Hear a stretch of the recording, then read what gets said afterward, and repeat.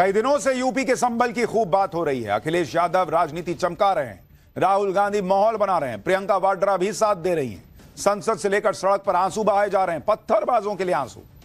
इन्हें लग रहा था कि संभल पर ऐसा माहौल बना देंगे तो योगी प्रेशर में आ जाएंगे, लेकिन बॉस, योगी दूसरे किस्म के नेता है। वो किसी प्रेशर में आने वालों में से नहीं है, बल्कि प्रेशर दे देते हैं। संभल के पत्थरबाजों से जो हमदर्दी दिखा रहे हैं, वो तो योगी के ये तेवर देखकर आज शॉक्ड रह जाएंगे, क्योंकि योगी ने तो ये कह दिया कि एक भी पत्थरबाज बचना नहीं चाहिए, सबके पोस्टर लगाओ चौराहे पे, सबसे ताबड़तोड़ तोड़ फोड़ की वसूली करो, निकालो इनसे पैसा। क्या सोच के तोड़ रहे थे?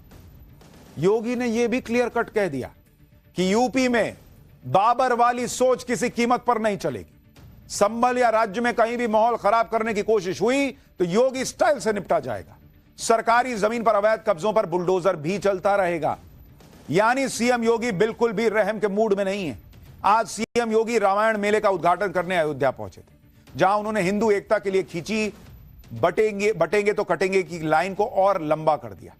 इसके लिए योगी आदित्यनाथ ने अयोध्या में 500 साल पहले बाबर के शासनकाल में हुई घटना, पिछले दिनों संभल में हुए बवाल और बांग्लादेश में हिंदुओं और हिंदू मंदिरों पर हो रहे हमलों को एक दूसरे से कनेक्ट कर दिया। योगी आदित्यनाथ ने कहा कि इन तीनों घटनाओं के जिम्मेदार लोगों का डीएनए एक जैसा है और उनसे सावधान रहना जरूरी है। पहले सीएम योगी को सुनिए, फिर आपको बताऊंगा संभल के पत्थरबाजों के डीएनए का जिक्र होने पर किस किस को दर्द होने लगा है। 500 वर्ष पहले बाबर के एक सिपह सालार ने जो काम अयोध्या में किया था, जो काम संभल में किया था, और जो काम आज बांग्लादेश के अंदर हो रहा है, तीनों की प्रकृति, तीनों का डीएनए एक जैसा है। गलतफहमी में मत रहना। अगर कोई ये मानता है कि वो बांग्लादेश में हो रहा है, तो यहां भी बांटने वाले तत्व उनके लिए बेट बन करके खड़े हो रखे हैं, पहले से खड़े हैं। वे समाज के सामाजिक ताने बाने को छिन्न भिन्न कर रहे हैं, सामाजिक एकता को तोड़ करके, आपको बांट करके फिर काटने का और कटवाने का पूरा इंतजाम भी कर रहे हैं। ये बांटने वाले लोग, बहुत सारे लोग तो ऐसे हैं जिन्होंने दुनिया के तमाम देशों में प्रॉपर्टी खरीद करके रखी हुई है, यहां संकट आएगा वहां भाग जाएंगे। अब यह भी देखिए कि योगी आदित्यनाथ ने अपने बयान में किसी का नाम नहीं लिया, लेकिन सीएम योगी का यह बयान समाजवादी पार्टी के अध्यक्ष अखिलेश यादव को चुभ गया। अखिलेश यादव ने कह दिया कि एक संत को डीएनए की बात नहीं करनी चाहिए। यही नहीं, अखिलेश यादव ने अपना और सीएम योगी का डीएनए चेक कराने की भी चुनौती दे दी। सुनिए अखिलेश यादव।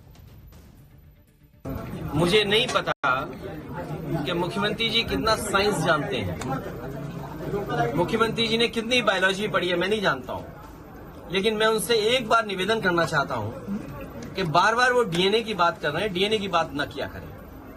मैं आपके माध्यम से और बड़ी जिम्मेदारी से कह रहा हूं मैं कि वो डीएनए की बात न करें, और अगर डीएनए की बात करते हैं तो मैं भी अपना डीएनए और हम सब लोग अपना डीएनए चेक कराना चाहते हैं। और मुख्यमंत्री जी, आप भी अपना डीएनए चेक करा दो।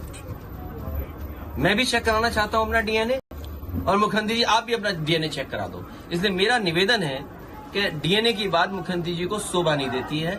एक संत होकर के, योगी होकर के और भगवा पहनने के बाद उन्हें इस तरह की भाषा और इस तरह डीएनए की बात नहीं करनी चाहिए। भाई अखिलेश यादव ने तो बोल दिया, तो फिर एआईएमआईएम के चीफ असदुद्दीन ओवैसी भला कैसे चुप रहते?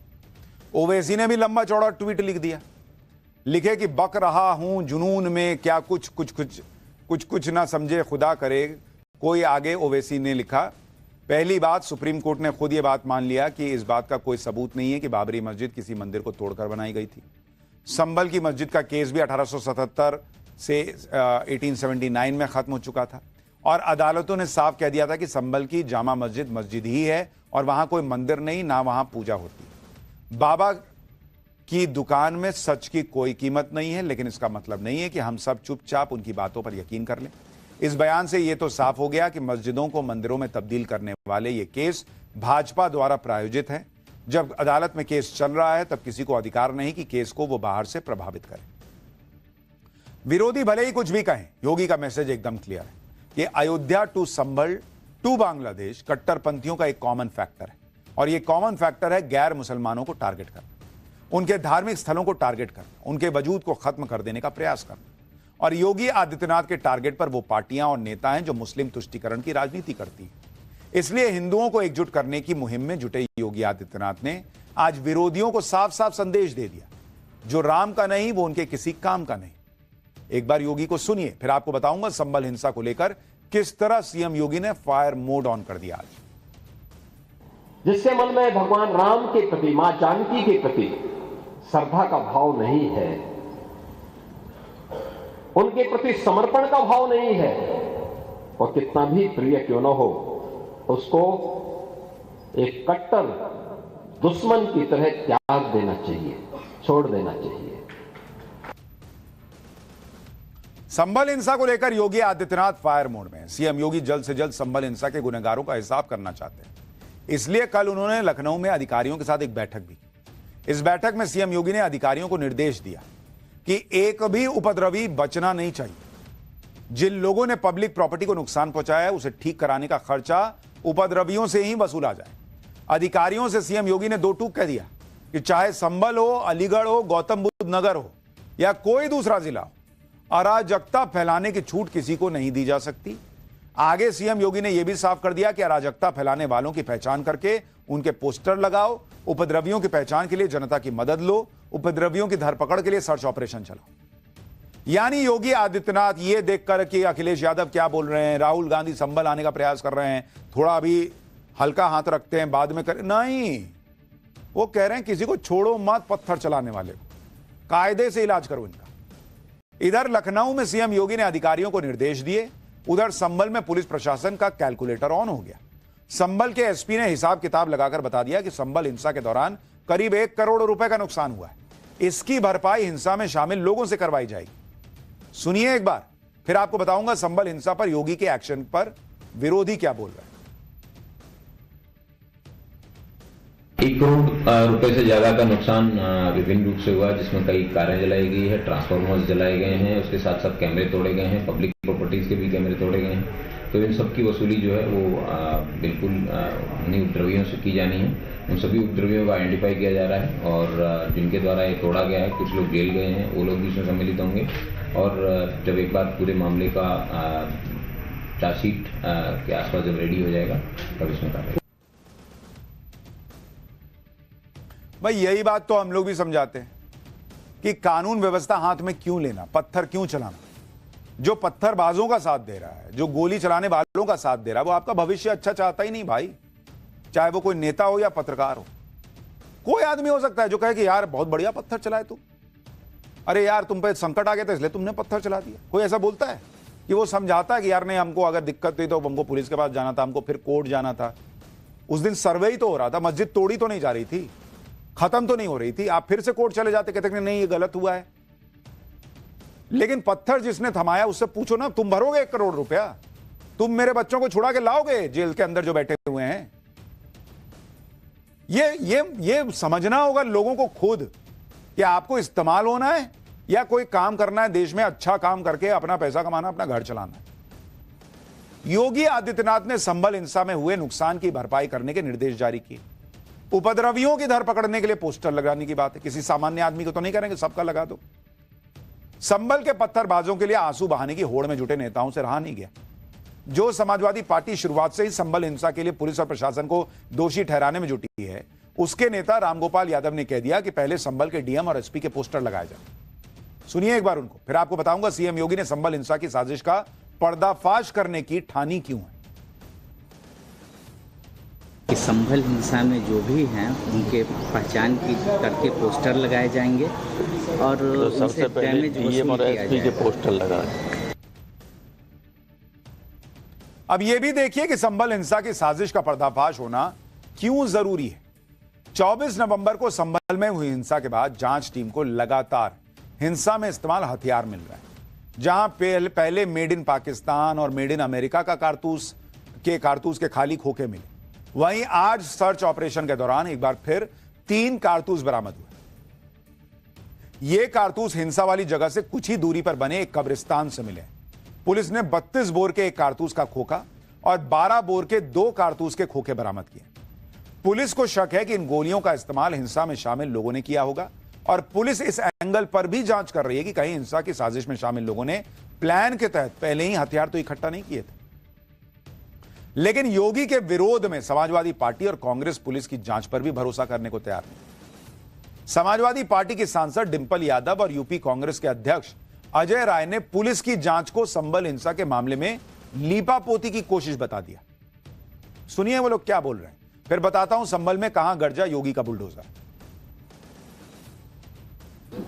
जब खुद ही सरकार कल्प्रेट है और जब खुद ही पूरा जो प्रशासन और शासन कल्प्रेट है, तो अब जो भी वो रंग भरना चाहें वो भर सकते हैं, क्योंकि वो तो मुख्यमंत्री हैं। लेकिन आज भी हमारे उत्तर प्रदेश में जो सौहार्द है, जिसको लगातार बिगाड़ने की कोशिश की जा रही है भारतीय जनता पार्टी द्वारा, और वो इसलिए की जा रही है तो कहीं ना कहीं जिस तरह से उपचुनाव के नतीजे रहे हैं और जिस तरह से चुनाव में धांधली हुई है, कहीं लोगों का आकर्षण, लोगों का ध्यान उस तरफ ना चले जाए, इसीलिए संभल वाली घटना को अंजाम दिया गया है। देखिए, ये पूरी तरीके से सुनियोजित तरीके से संभल की घटना कराई गई है और ये सरकार उसमें आगे बढ़कर इन सब चीज़ों को कर रही है और जो जानकारी मिल रही है कि पूरी तरीके से अत्याचार अन्याय हो रहा है। कल राहुल जी जा रहे थे, आदरणीय हमारी नेता प्रियंका जी जा रही थी, उसके पहले 2 तारीख को हम लोग भी जाने के प्रयास किए पर जाने नहीं दिया गया। और पूरी तरीके से सरकार जो हमारे पुलिस के अधिकारी हैं, इन्होंने जानबूझकर इस तरीके से वहाँ पर रोका और पूरी अपनी जो घटना इन्होंने की है, जो पुलिस के द्वारा हत्याएं कराई गई हैं, उसको छिपाने का काम कर रहे हैं। यानी एक तरफ संभल हिंसा में शामिल लोगों पर शिकंजा कस रहा है, तो दूसरी तरफ संभल में बुलडोजर एक्शन भी शुरू हो चुका है। संभल में 24 नवंबर को हिंसा के बाद जब माहौल पटरी पर लौटने लगा तो अवैध अतिक्रमण को ढहाने के लिए बुलडोजर एक्शन में आया। बुलडोजर चलाकर नगरपालिका की जमीन पर बनी करीब 1 दर्जन दुकानों को ढहा दिया गया। इससे पहले सरकारी जमीन पर बने अवैध मकानों पर भी बुलडोजर का एक्शन हुआ।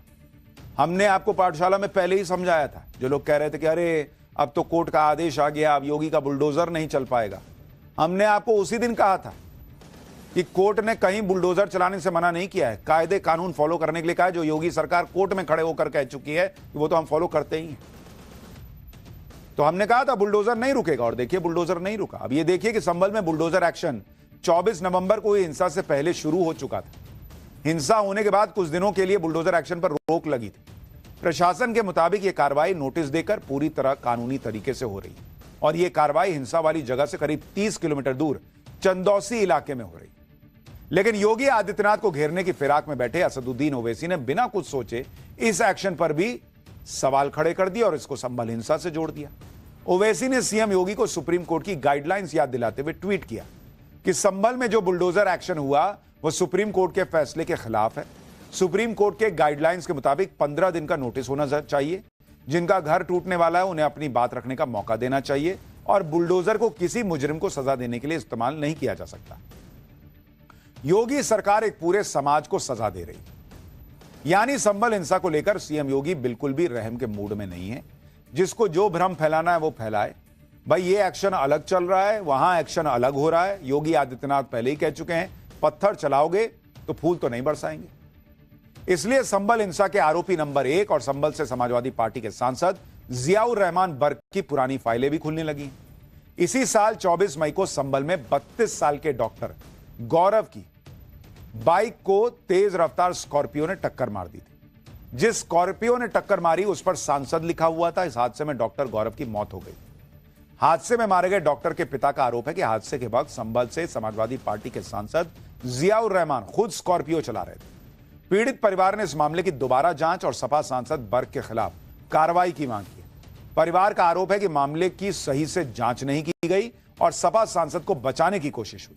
पीड़ित परिवार की शिकायत पर संभल के एसपी को भी सुनिए, फिर बताता हूं कि अपने सांसद पर हो रहे एक्शन पर समाजवादी पार्टी क्या कह रही है।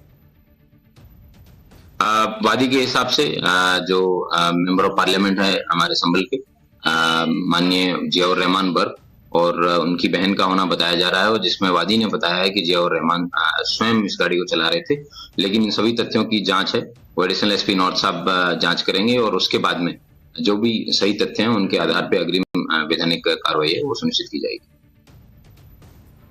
इस मामले पर समाजवादी पार्टी ने ट्वीट किया, 5 महीने तक सरकार और पुलिस कप्तान सो रहे थे। जब संसद में पुलिस की संबल कार्रवाई के खिलाफ संबल सांसद ने श्री अखिलेश यादव जी के नेतृत्व में आवाज उठाई, तो अब सांसद को फर्जी मामले में फंसाने के लिए यूपी भाजपा, योगी सरकार और योगी की महाभ्रष्ट और अपराधी पुलिस ये कर रही है, जो कि शर्मनाक है।